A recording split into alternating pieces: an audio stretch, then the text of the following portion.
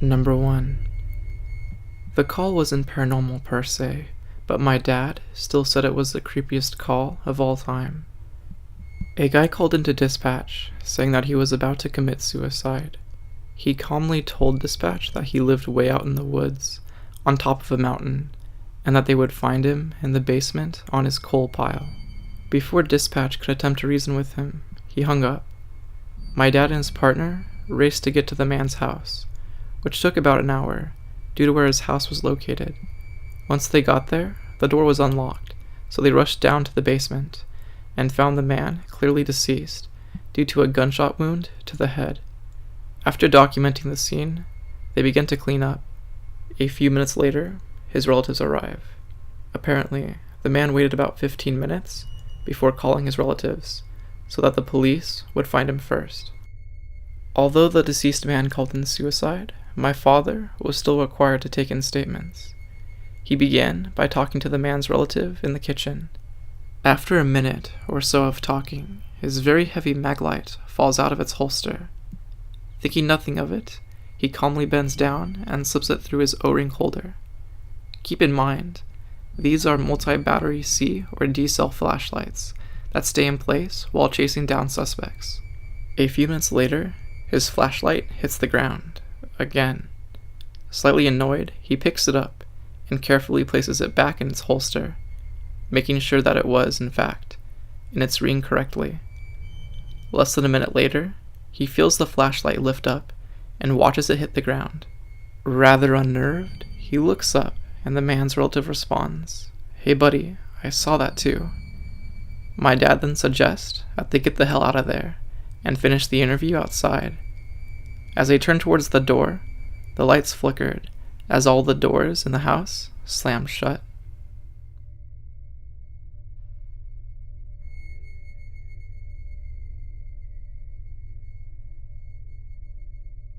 I had a call to a residence for a mental evaluation, or 5150. Anyways, I get there and speak to a 50-something-year-old woman who states her 20-something-year-old son is under the influence of an unknown drug, and kept repeating that he can't go into his bedroom because there was an old man hanging in his room. She stated she was too scared to go in his room and investigate it for herself because he constantly brings over friends that are drug addicts and is unsure if what he claims was true or not. I then go to speak to the son, who is clearly under the influence of a stimulant.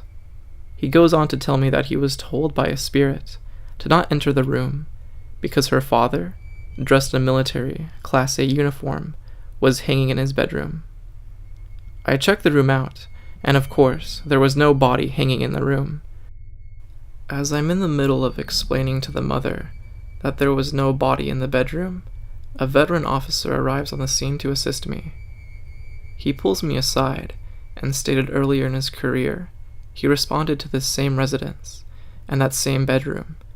He had to investigate a suicide by hanging of an older male subject. He didn't remember all the details, so I looked it up in our report management system in my patrol car, and sure enough, the officer was correct. The subject who died was a World War II veteran and had dressed in his military uniform and hung himself. In my mind, I always thought that when they purchased the home, possibly this incident was disclosed to them. However, I thought the mother would have mentioned it to me if it had been disclosed to her. She was genuinely concerned about her son and the allegations.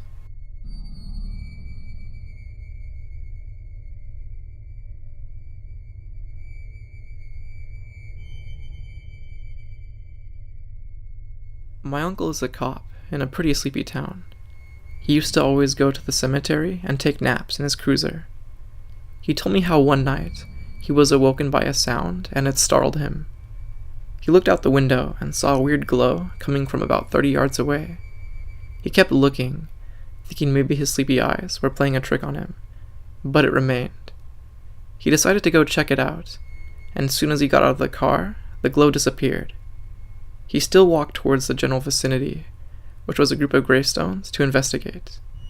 He didn't see anything strange, but just as he was about to go back to his cruiser, he realized the gravestone he was standing in front of had his last name on it. He said it completely freaked him out, and he ran back to the car and locked his door. He admits it was likely just a weird coincidence, but he also said that was the last nap he ever took on duty.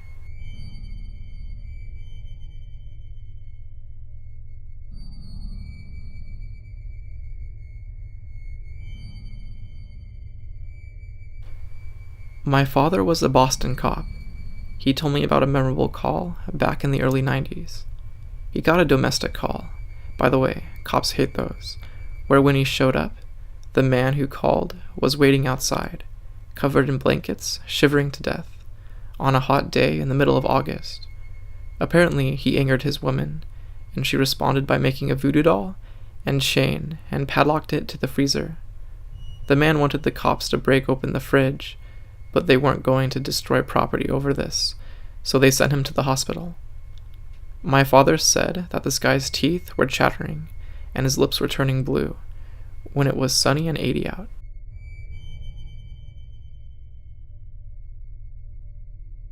Nurse here. I work night shift in a nursing home. A newly arrived resident, a wonderful 98-year-old lady with her mental facilities very sharp still, called me into her room, asked me to please escort the confused lady, who was trying to get into her bed, to her own room. The problem is that there was no one there, so I figured that she was dreaming. But then she started describing the lady, her clothes and her walker, and the sounds that she made, in great detail. I got a little freaked out because the description matched the former resident of that room, who had some very recognizable behavior and appearance traits, and also died the week before. She described her very accurately. I used to work as a licensed practical nurse in a nursing home. I worked night shift, so it was usually slow. One night, I was at the end of the hall for my break. Break ended, and I was heading back to the center of the hall, to the nurse's station. As I was walking, a resident, I'll call her Mary, walked by me, and we smiled at each other as we passed. It wasn't unusual for Mary to go to the break room at night to get a cup of coffee or a snack. As I get to the nurse's station, I see the nurse aides at the other end of the hall. It's the opposite end of the hall from the break room. They looked agitated, and they were waving at me like they needed help. I actually jogged to them because it looked urgent. I get to them, and they tell me Mary has passed away. There she was, sitting in her chair, dead. Yet seconds before, I'd passed her in the hall, near the break room. Still, this gives me shivers thinking about it.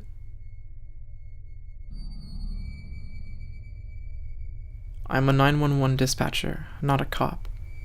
I'll always remember Mr. Blue, we'll call him that. Nicest old man, living kind of out in the middle of the desert. He was tagged in our system of having dementia. We used to take calls from him nearly every night about how his wife's dolls would come to life and torment him, or how his wife was kidnapped by them. Might I mind you, she passed away.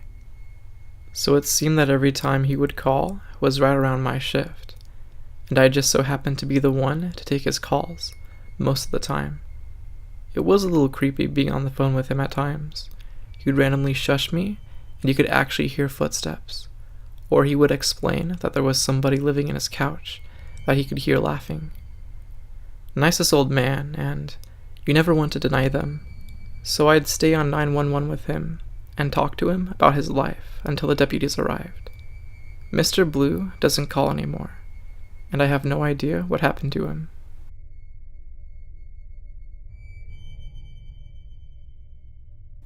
My brother is a deputy, and at the time, I worked as an EMT for a few small towns in northeast Colorado. I frequently went along on rides with him while waiting for 911 calls to come in. This took place in Amherst, Colorado. The town is very small. Amherst has about 50 people, a church, some houses, a grain tower, and a park. It was about 3 a.m., and we were about to call it a night.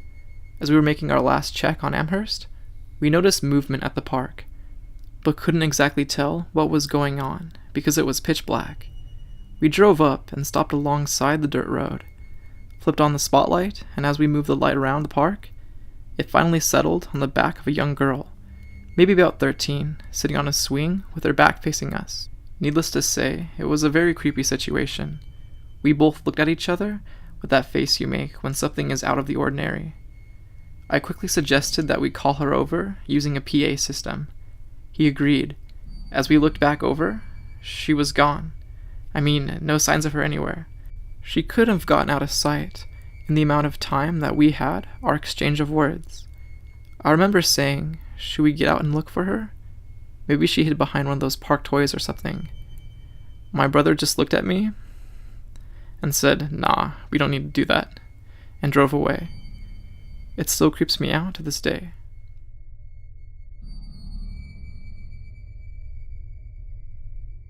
I am a second-generation firefighter. My father spent the later days of his career as a fire safety director at a massive mental asylum. Our state version of OSHA has to come and do inspections at all facilities. His was no exception, so the OSHA inspectors make their way to an abandoned part of the facility that used to house the criminally insane. The absolute worst of the worst. Serial killers, rapists, cannibals, and etc. My father left them with the keys and a flashlight, because the electricity didn't work. The inspectors were radioing back to my father that they kept hearing talking and footsteps, which wasn't possible. Not even squatters could move around, because each section is isolated with locked doors to prevent escape. Eventually, the inspectors gave up and actually fled without finishing. My dad decides to stick around and check the alarm boxes because they didn't. As he is checking one of the alarms, he feels as if someone is watching him from down the hall. As he looks, a shadow forms with a head, shoulders, and a torso, but no legs and just 2 holes where the eyes should be. My dad noped out of there as fast as possible. Since the hospital is shut down, it has been on Ghost Adventures, Ghost Hunters, and a myriad of other shows and movies. My dad has been in some of them. Jason from Ghost Hunters has called it the scariest place he's ever investigated.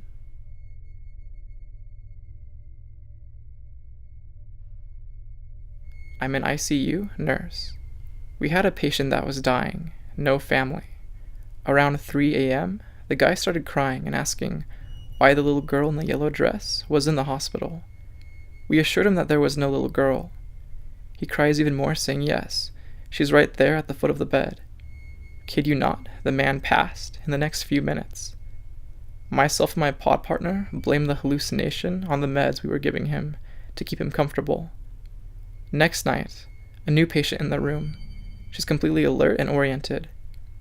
At about 3 a.m., she hits her call light. She wants to know why the little girl in the yellow dress was outside her room.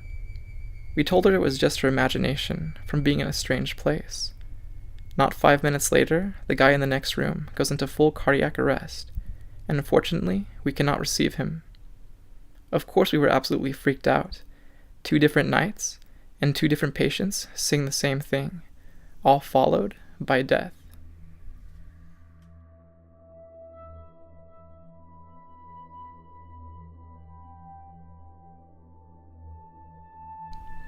Hey guys, Drybones here. Thanks for watching the video. I hope you liked it and made it through the end. Feel free to leave a like, and I greatly appreciate comments. If you have any stories of your own, please submit them to the email down in the description. I also greatly appreciate your guys' feedback. Also, I want to start uploading multiple times a week in the near future. What types of stories would you guys like to hear? Also, should I only strictly upload scary stories? I've also been thinking about changing my channel's logo to something that I can trademark myself. I really like Drybones, but he's a Nintendo character, so I need to come up with something that's sort of similar to how he looks like, but not exactly. I want to keep the same basic cute idea, but I want it to also be original. I was wondering if I could get help from you guys, or at least some pointers on what you would like to see. Alright, that's enough mumbling. I'll see you guys in the next video, and thank you again for all the support. Oh yeah, and one last thing. Stay spooky, my friend.